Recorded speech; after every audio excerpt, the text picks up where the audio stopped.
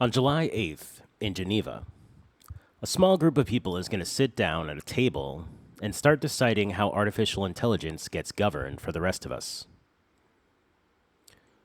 And to tell you the truth, once you see who's at the table, you stop worrying about AI taking over, and you start noticing that the takeover already happened.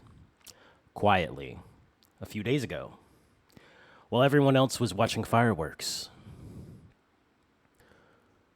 Here's what happened. The UN just launched something called the AI for Good Global Commission.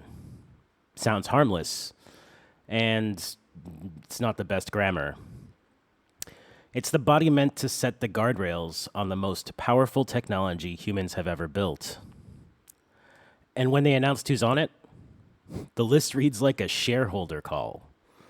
Jensen Huang, who runs NVIDIA and sells the chips everything is trained on. Andy Jassy from Amazon. Mark Benouf, I think I'm pronouncing that right, from Salesforce, who's co-chairing the whole thing.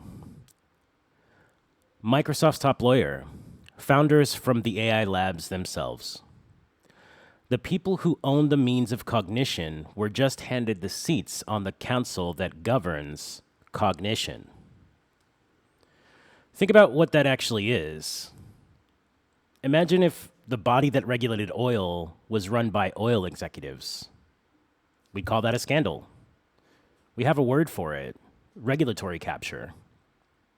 And it's usually something that creeps in slowly over the years, as an industry buys influence and hollows out its watchdog from the inside.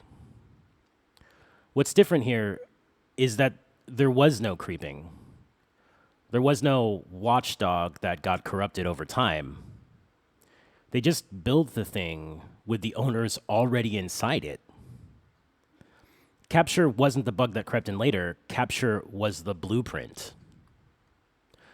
Now, if you've watched this channel before, you'll remember I told you about the government switching Fable 5 off for 19 days and then switching it back on only after the company agreed to give the government early access. At the time, I framed that as the state reaching in to control who gets to use a model, and that was true. But I had the picture half finished, because look at what the same week gave us. On one side, government's deciding when you're allowed to use a model. On the other side, the owners of those models sitting on the UN body that writes the global rules. It's not the government versus the corporations. It's the government and the corporations at the same table, sorting out terms between themselves. You were never at that table, and neither was I. And it's not staying abstract either. That same week, California signed the biggest government AI deal in American history. The state didn't build its own model. It didn't buy one outright. It rented Claude at a discount for something like 19 million state and local workers. Sit with that. The government of the largest state in the country is now a tenant. It pays rent every month to a private company for the ability to think at scale. If the state itself doesn't own the cognition it runs on, what exactly do you think your odds are?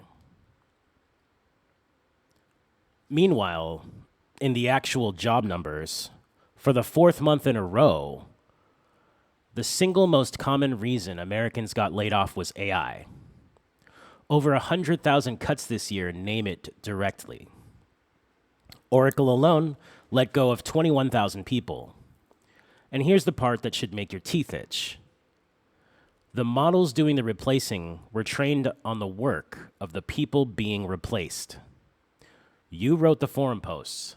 You answered the questions. You uploaded the code and the tutorials and the arguments. That was the training data.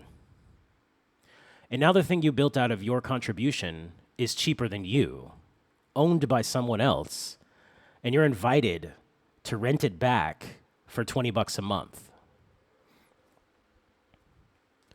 Okay, let me argue the other side because there's a real case and I don't want to sell you a cartoon.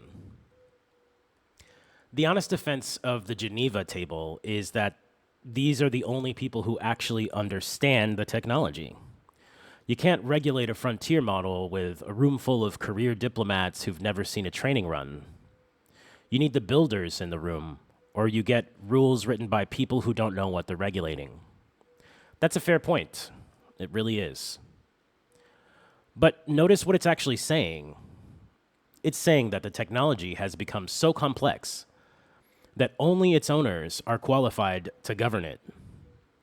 And that's not a reason to hand them the gavel. That's the exact trap. When only the people fluent enough to make the rules are the people who profit from the rules, expertise stops being a qualification and starts being a moat. Trust us. It's too complicated for you. Is how every priesthood in history kept the temple doors locked. The second defense is that a lot of this is voluntary and cooperative. Companies choosing to sit down and self-govern before someone forces them to. And sure, but voluntary self-governance by the most powerful players is just them writing the law before anyone else gets a vote.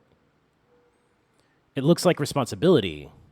It functions like a land grab with good manners. So here's where I've landed.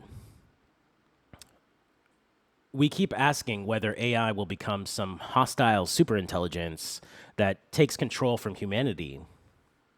Wrong question. Control isn't being taken by the machine. It's being consolidated by a very small number of humans who own the machine. It's happening through committees and procurement deals and UN commissions, which is so boring that nobody makes a movie about it. This is what feudalism looks like when the land is cognition. You work the field because your data is the soil everything grows in. The Lord owns the harvest because the Lord owns the model. And now the crown gets to decide who's even allowed through the gate. They just seated the lords on the council and called it good governance.